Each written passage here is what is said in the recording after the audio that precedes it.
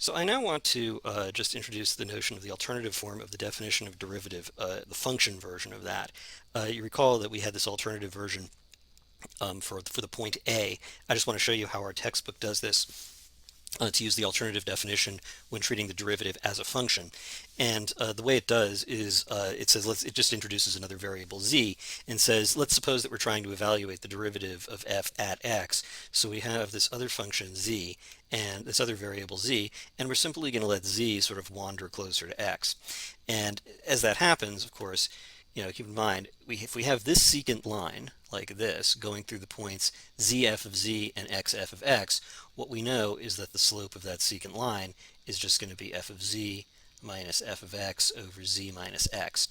And so what we're doing is we're simply, in a different way, instead of defining some variable h and letting that distance h approach zero, we're going to do the exact geometric equivalent, because the whole point of defining h and letting it approach zero was just to say, well, let's call it, we'd say, well, this is x and this is, let's call it x plus h. We can imagine h being negative there.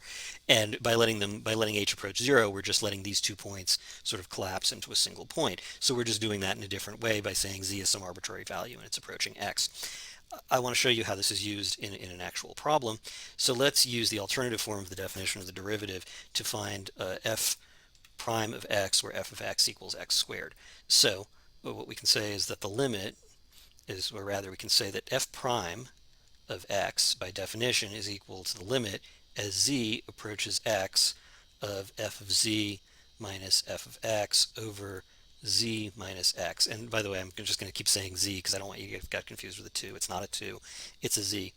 So we're going to substitute in the actual function. This is going to be limit as z approaches x of f of z is just going to be z squared, and f of x is x squared over z minus x. Now recall that with difference of squares we have this really easy factoring. We can just factor it as the product of its conjugates. So this is going to be the limit as z approaches x. And I should point out, when we just let, phrases like, oh, this, difference of squares factoring, I just factor it as the product of its conjugates. When we said in the first couple of weeks, you really need to be absolutely fluent in algebra to do this course. I hope you're getting a sense that we were telling you the truth. We're not going to stop a lot to do this kind of algebra. I'm just going to assume you know it. And that's what I'm going to do here. So this becomes z plus x, z minus x over z minus x.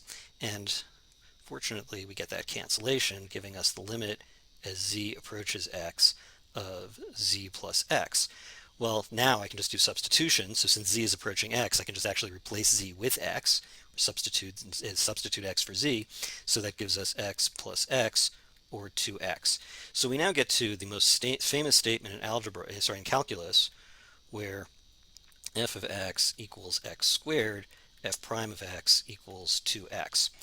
That is the derivative. In other words, the derivative of x squared is 2x. This is a very famous statement because what I know is that in 10 years many of you will have forgotten the calculus in this course. Not the engineers, I hope. I really don't want to in 10 years be driving over a bridge that's built by somebody who doesn't know calculus.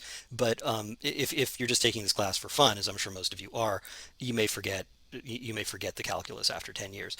But I promise you will still remember that the derivative of x squared is 2x. That's just something everyone knows. A couple of years ago, I was at my dentist, and he said, "Hey, what are you doing these days?" And I said, I'm teaching calculus." And he goes, "Calculus? You still remember all that excrement?" Except he didn't really use the word excrement.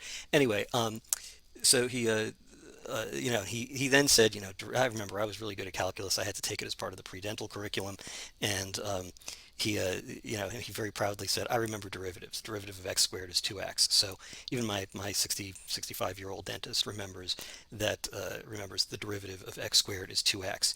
In fact, even the most interesting man in the world remembers that the derivative of x squared is 2x, as he says, "I don't always differentiate x squared, but when I do, I get Dos Equis." Stay thirsty, my friends.